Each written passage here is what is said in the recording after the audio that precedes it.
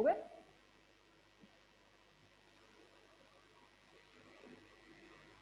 बन के तेरा साया माँ तुझको थामूं, सर आ गए क्या?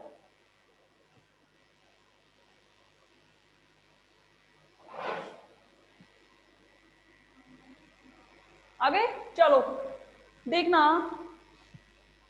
अगर मैं बात कर रही हूं, फटाफट देखना, जब मैंने बोला है कि C इक्वल टू 1 है वन कंपोनेंट सिस्टम में, तो ऑर्डर ऑफ फ्रीडम वाले फॉर्मूले में रखना मान, C का मान कितना, C का मान 1 माइनस P प्लस 2 होगा कि नहीं होगा? F बराबर यहां से क्या आया, 3 माइनस P आया कि नहीं आया बताओ? यानी कि F बराबर 3 माइनस पी होगा वन कंपोनेंट सिस्टम के लिए। अभी H2 सिस्टम की बात नहीं कर रही मैं, वन कंपोनेंट सिस्टम की बात कर रही हूँ, जो तीन होंगे, तीनों के बारे में एक साथ बात कर रही हूँ एक बार। F बराबर 3 माइनस पी होगा कि नहीं होगा बताओ?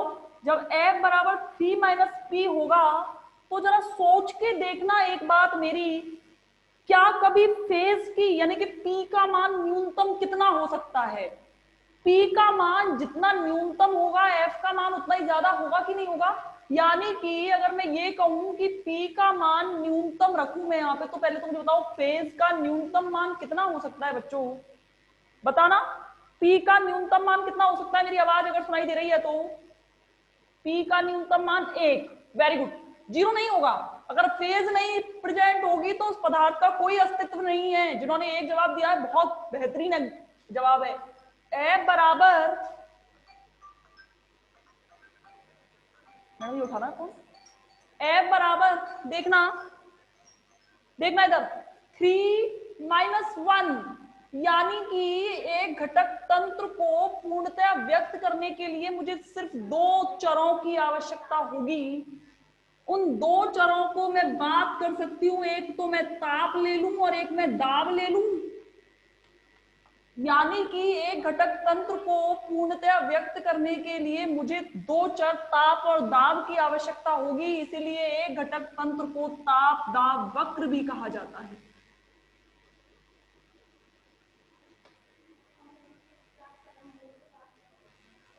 ठीक है, मैंने क्या बोला? मैंने ये बोला कि अगर फेज का मान न्यूनतम 1 हो सकता है, F का मान, P का मान न्यूनतम 1 हो सकता है, तो ऑर्डर ऑफ फ्रीडम 2 आएगी।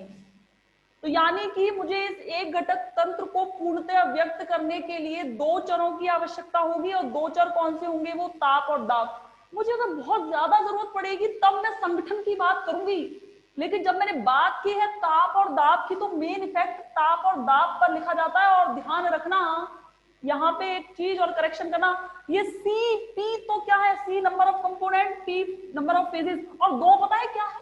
ये दो ताप और दाब ही है। क्या है?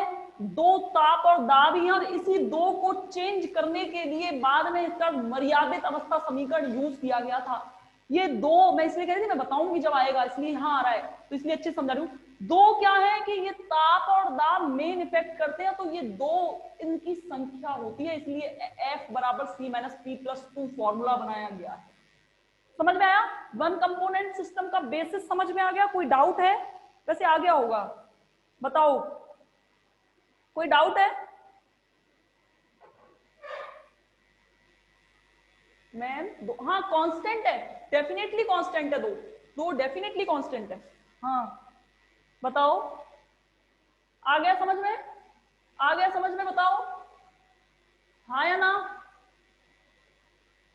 चलो तो लिखना इसमें एक घटक तंत्र में, एक घटक तंत्र में लिखिएगा, हेडिंग डालना एक घटक तंत्र। फटाफट लिख लेना, एक घटक तंत्र लिख दिया तो लिखना चूंकि C बराबर 1, कोई दिक्कत नहीं होनी चाहिए इसमें, ये लिखना पहले, चूंकि C बराबर 1, चूंकि C बराबर 1,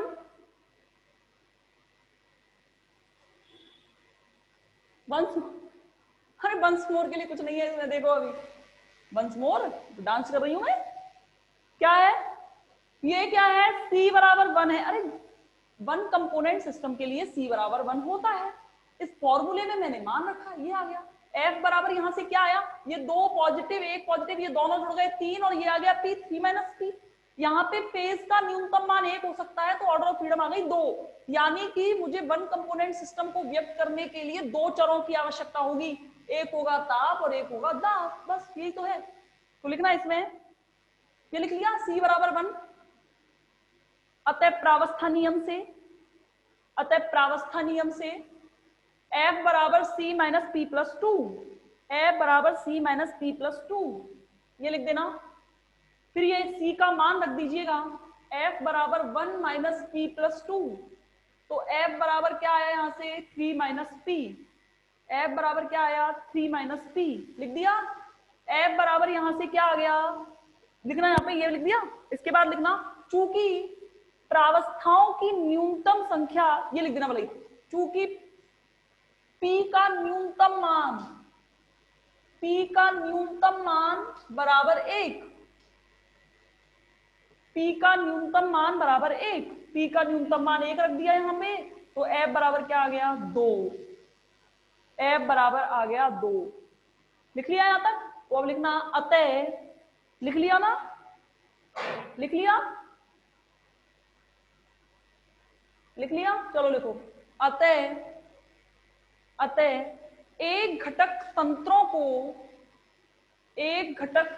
को पूर्णतया व्यक्त करने के लिए, एक घटक तंत्रों को पूर्णतया व्यक्त करने के लिए 2 चरों की आवश्यकता होती है। 2 चर ब्रैकेट में लिख देना, ताप कॉमा दाब, 2 चर ब्रैकेट में लिख देना, ताप और दाब, 2 चर की आवश्यकता होती है।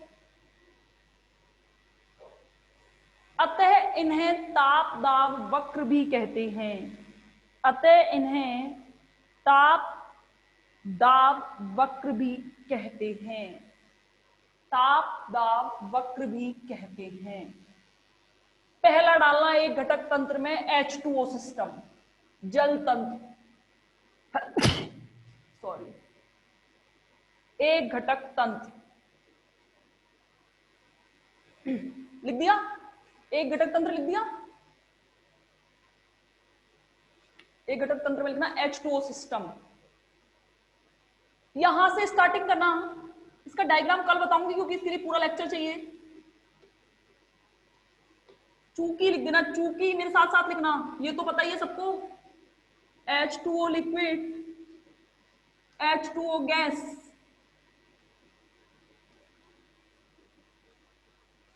ठीक है, H2O गैस। यानी कि कहीं कुछ समझ रहे हो, यानी कि इसका मतलब क्या है कि यहाँ पे फेजेस कितनी है बच्चों, फेज बराबर बताओ, फेज बराबर बताओ कितनी है, फेज बराबर बताओ कितनी है, P बराबर 3, फेज कितनी है 3, वेरी गुड। और C बराबर कितना है, C बराबर N माइनस E, C बराबर N माइनस E, N की वैल्यू 3 और E का मान 2, सामने के लिए 2, तो यहां से C बराबर कितना आया 1। मैं मान रही हूं आपको आता है। P बराबर 3, C बराबर 1, ऑर्डर ऑफ फ्रीडम से निकालो F बराबर C माइनस P प्लस 2, तो यहां से क्या आया, F बराबर C कितना है 1, फेज कितने हैं 3 प्लस 2, F बराबर क्या आ गया 0। यानी कि न्यूनतम ऑर्डर ऑफ फ्रीडम कितनी हो सकती है, 0 हो सकती है। क्यों नहीं हो सकती, हो सकता है मुझे किसी को व्यक्त करने के लिए प्रावस्था को एक भी चर की आवश्यकता ना रहे, ये रहा, निकाला है मैंने, बाकायदा मैंने प्रूफ किया है, और इसको डायग्राम में भी देखेंगे कौन से पॉइंट पर होता है। जहां पे ऑर्डर ऑफ फ्रीडम 1 होती है उस बिंदु को कहते हैं त्रिक बिंदु।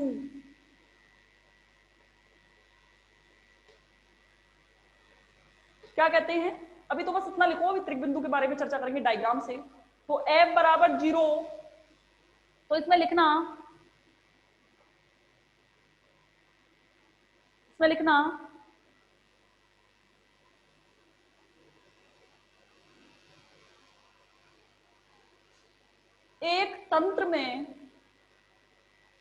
एक तंत्र में सोचो। अच्छा एक बात बताना कि मैंने क्यों कहा कि किसी भी तंत्र में अधिकतम से अधिकतम 3 प्रावस्थाएं सामने में रह सकती हैं, 4 क्यों नहीं रह सकती? कोई बच्चा मुझे फटाफट बताओ, यहां अगर चौथी अवस्था भी सामने में होती, मान लो कोई भी ले लिया मैंने मर्जी से, जैसे ये ले लिया ए, ये ले लिया ए, क्या ये पॉसिबल है? ऑर्डर ऑफ फ्रीडम निकाल के बताओ फटाफट मेरे को, ऑर्डर ऑफ फ्रीडम निकाल के बताओ कितनी आएगी इसके लिए, ऑर्डर ऑफ फ्रीडम निकाल के बताओ कितनी आएगी।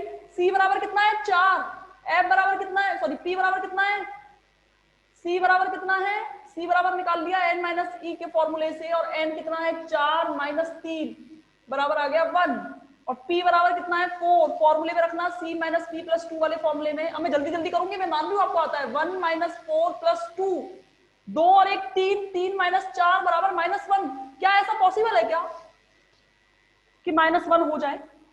क्या किसी चीज की ऑर्डर ऑफ फ्रीडम -1 हो जाए, ऐसा पॉसिबल है क्या? नहीं। तो ध्यान रखना, किसी भी एक घटक तंत्र में अधिक से अधिक 3 प्रावस्थाएं साम्य में रह सकती हैं। ये समझाने के लिए मैंने इतना सारा लिखा था, तो लिखना इसमें, ये समझाने के लिए दिमाग में आया होगा कि मैडम क्यों 4 क्यों नहीं रह सकती। कल परसों मुझसे बच्चे कह रहे थे कि मैडम चौथा H2O होता तो इसीलिए नहीं हो सकता चौथा H2O, ठीक है ना। तो लिखना इसमें, यहां तक लिख लिया F बराबर 0 तक, तो लिखना एक घटक तंत्र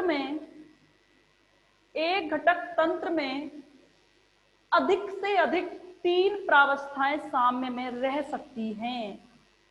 अधिक से अधिक 3 प्रावस्थाएं साम्य में रह सकती हैं, 3 प्रावस्थाएं साम्य में रह सकती हैं।